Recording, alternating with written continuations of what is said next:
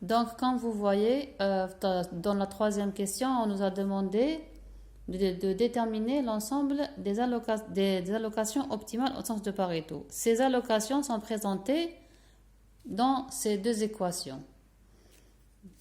Maintenant, on passe à la boîte d'Edgeworth. On nous a demandé de tracer la boîte d'Edgeworth. J'ai préféré, pour la première fois, de faire déjà les deux courbes, les deux graphiques séparés. Ensuite, on va voir la boîte, on va les combiner dans un seul plan. D'accord? Donc, comme vous voyez, on a déjà les quantités d'équilibre, toujours le rapport des prix. Les contraintes budgétaires nous donnent, à travers la contrainte budgétaire, nous avons maintenant l'équation de la droite de budget. Donc, pour tracer la droite de budget, on a donné ici deux valeurs. Si x1 est égal à 0, y1 est égal à 9 px sur py, le rapport de prix est égal à 1, donc y1 nous donne 1. La même chose si y1 est égal à 0, x1, on va le trouver 1.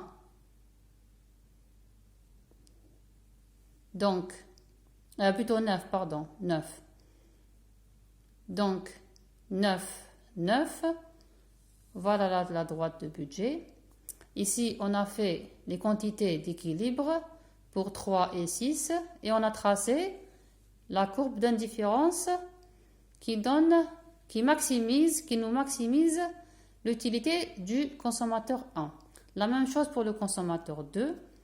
On a fait, comme par hasard dans cet exercice, les deux droites de budget sont confondues parce que on a le 9, 9, 9, 9. Donc, quand on va les combiner, on va avoir une seule droite de budget, mais en réalité, ce sont deux droites de budget pour le consommateur 1 et pour le consommateur 2. Donc ici, pour le consommateur 2, la même chose. On a trouvé les quantités d'équilibre.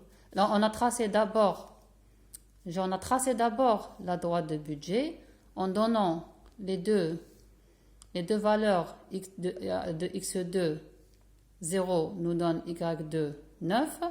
y2, s'il est égal à 0, nous donne x2 est égal à 9. Donc, on a tracé la droite de budget.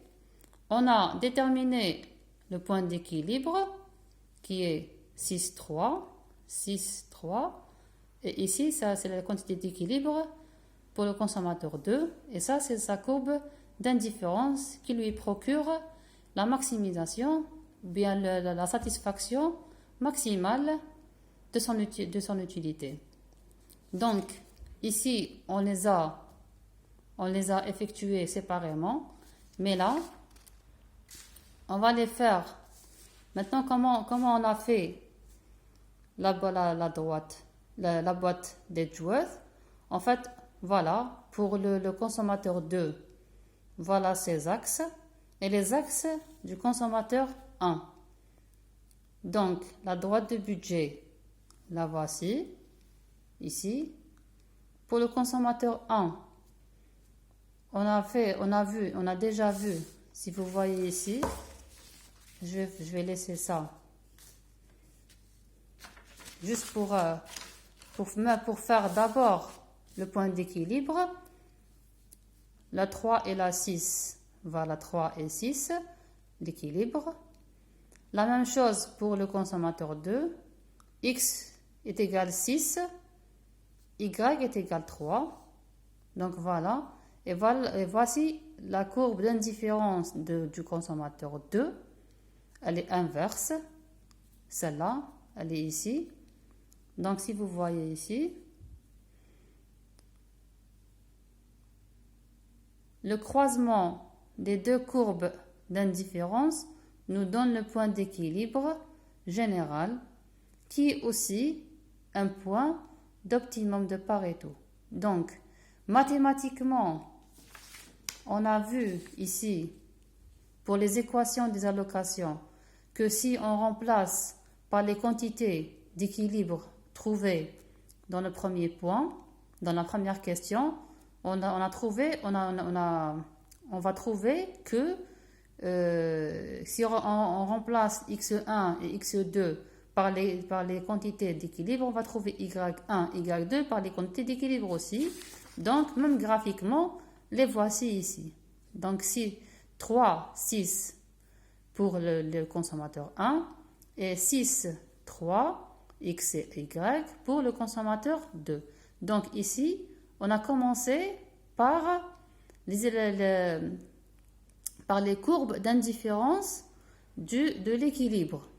Maintenant, pour tracer la courbe de contrat, qu'est-ce qu'on a fait? En fait, on a fait, pour tracer la courbe de contrat qui contient l'ensemble des allocations optimales, au sens de Pareto, il suffit de prendre deux valeurs. On a préféré de prendre deux valeurs pour x1 et x2, ici, voilà, et les remplacer dans les équations des allocations. Voici les équations qu'on a trouvées tout à l'heure. On a donné deux valeurs à x1, deux valeurs à x2. x1 est égal à 1, voilà, x1 est égal à 1, y1 on a trouvé 3. Donc x1 est égal à 1, y1 est égal à 3. Donc voilà le premier point pour le consommateur 1.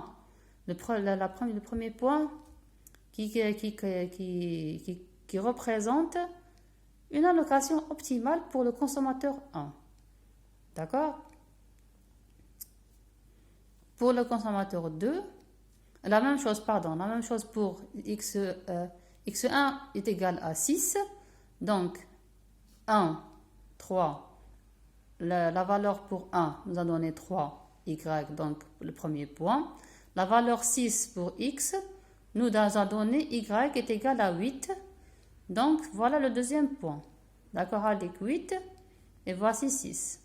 On est toujours pour le consommateur 1. D'accord? J'ai exprès pris l'opposé pour y2, pour le deuxième consommateur. J'ai exprès pris l'opposé du premier consommateur. Pourquoi? Pour avoir le croisement des allocations des deux consommateurs. D'accord? Donc, si on prend x2 est égal à 3, on va trouver y2 est égal à 1. La même chose, si on prend x2 est égal à 8, donc x2 est égal à 3, x2 c'est le deuxième consommateur, donc l'axe de x2 c'est ça, c'est ici, donc x2 est égal à 3, y2 nous a donné, nous donne 1. Donc voilà le premier point d'optimum, bien une allocation d'optimum au sens de Pareto pour le consommateur 2. Et on a est ici, on trace les deux courbes, ça nous donne un point optimum de Pareto pour les deux consommateurs. La même chose pour x2 est égal à 8, x2 est égal à 8, y2 on va trouver 6. Donc 8, 6.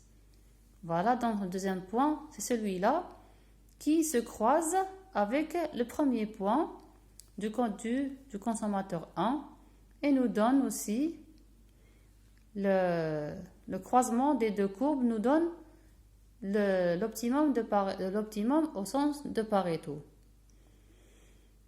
Donc, on a tracé maintenant, on peut tracer aussi maintenant. On a 3 points d'optimum de Pareto. Donc, on peut tracer, bon, si x est égal à 0, y est égal à 0. Donc, on va commencer de 0 et on trace la courbe des contrats.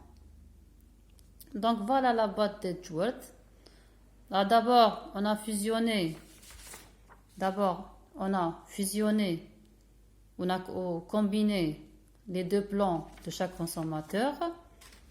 On a déterminé graphiquement l'équilibre de chacun, qui est l'équilibre général. Et on a déjà dit que l'équilibre général est un optimum de sens Pareto. Et grâce aux équations des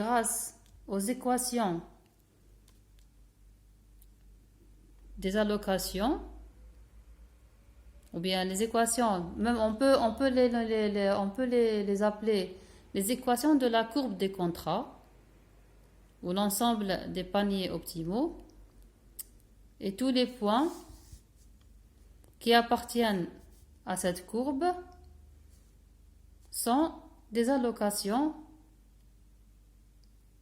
Pareto optimales. Voilà.